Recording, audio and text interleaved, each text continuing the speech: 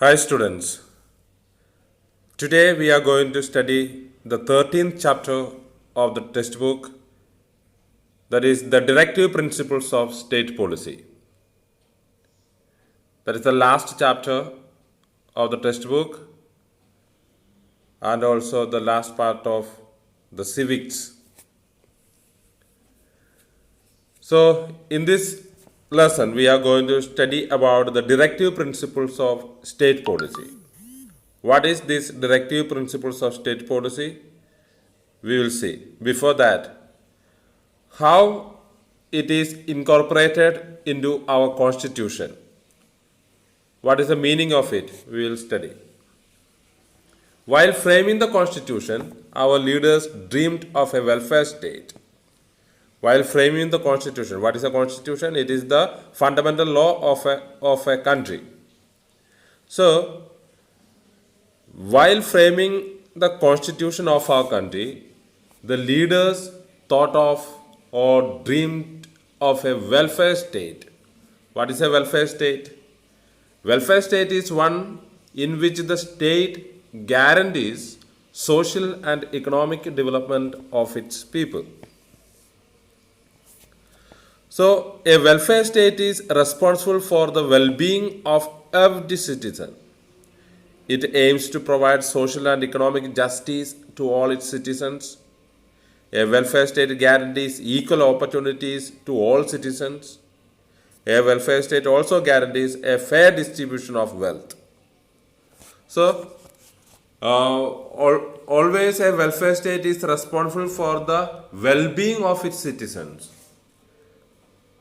Physically, mentally, financially, in all ways, in all the directions, the well-being of the people, that is the main function of a welfare state. And also it guarantees equal opportunities to all citizens, not based on caste, religion, gender. There is no disparity or no inequalities, whereas it guarantees equal opportunities to all its citizens. Let us now discuss what is directive principles of state policy. The directive principles of state policy are given in part 4 of our constitution. Remember, the directive principles of state policy are given in part 4 of our constitution. They are adopted from the constitution of Ireland. These directive principles of state policy are adopted from the Constitution of Ireland. These are guidelines or instructions that governments are expected to follow. These principles aim to establish a welfare state. Therefore, governments must keep these principles in mind while framing laws and policies. The directive principles may be classified under the following heads: principles promoting economic equality, Gandhian principles, general principles.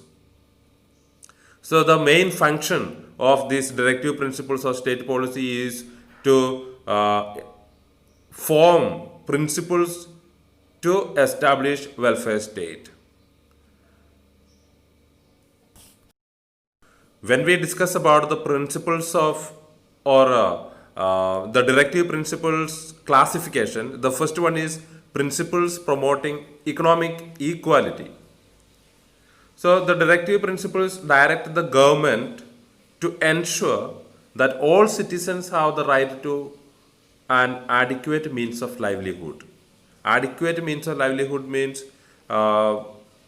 equal opportunities to have their livelihood, their day-to-day living. Fair distribution of wealth and resources among the people. The wealth of the country should be equally distributed among the people. Okay, this means that the wealth and the resources of the country are to be used for the benefit of all citizens. Then, just and humane conditions for workers. So the workers should get just and humane, okay, humanity concern should be there, or the conditions for the workers should be a little more humane. Okay.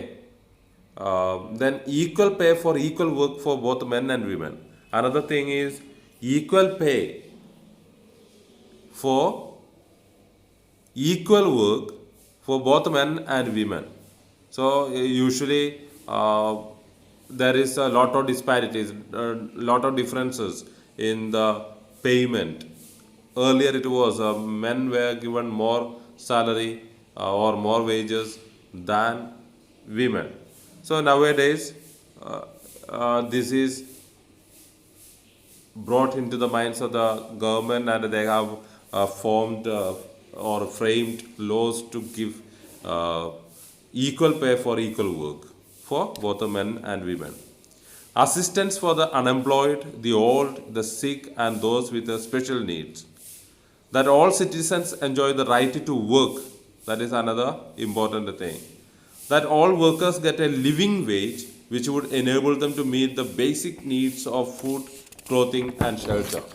So, what is this living wage? Wages that enable people to maintain a normal standard of life is called a living wage. So, it is the workers should get living wage which would enable them to lead the basic needs of food, clothing, and shelter. Then, participation of workers in the management of industries is another principles promoting economic equality. Participation of workers in the management of industries.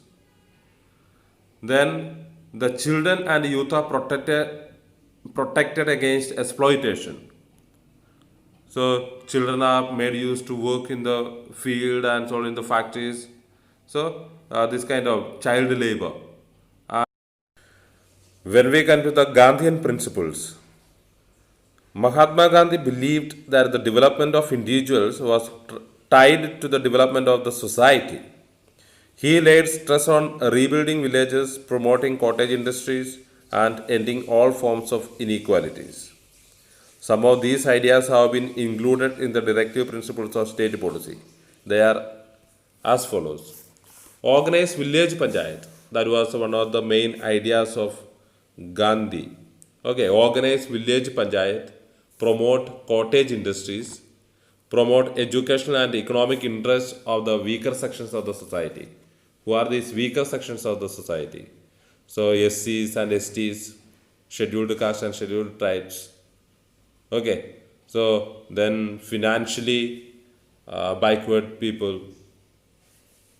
Improve public health, modernize agriculture and animal husbandry, rearing of animals, modernize agriculture, making use the best available technology. Agriculture should be developed. So these are some of the principles promoted or put forward by Gandhiji.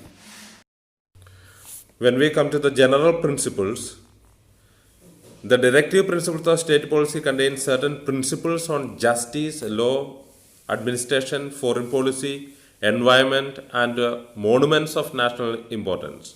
Some of these principles are as follows. Provide equal opportunity for justice and free legal aid.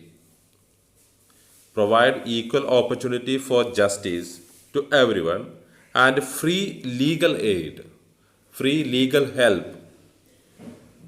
Separate the judiciary from the executive. Another principle. Separate the judiciary from the executive. See, we have studied the three organs of the government, that is judiciary, executive, and also the lawmaking body, which is that is the legislative.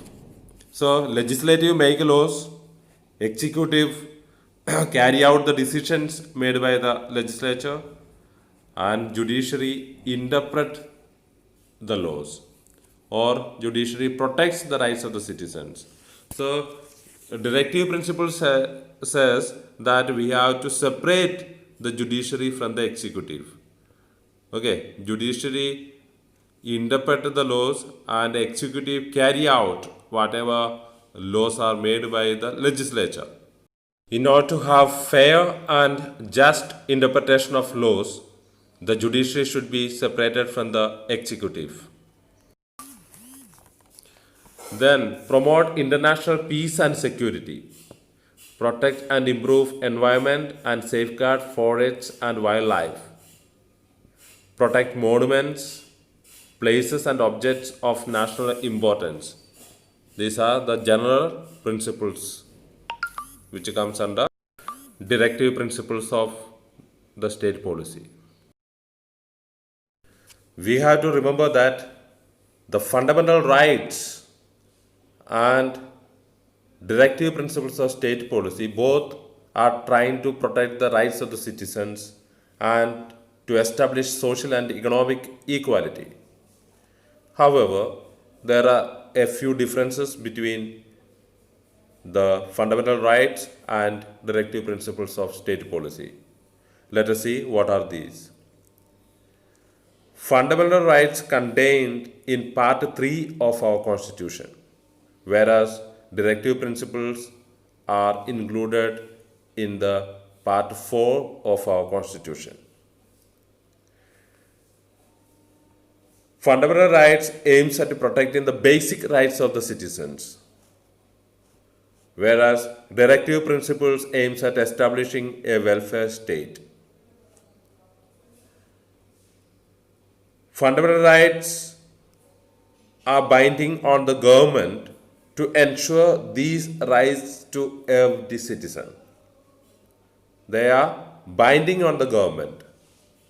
Means it is it's a duty of the government to ensure these rights are provided to its citizens. Whereas directive principles are guidelines for the government to follow. So it is not bound by law. Directive principles are not bound by law, whereas fundamental rights are guaranteed by law.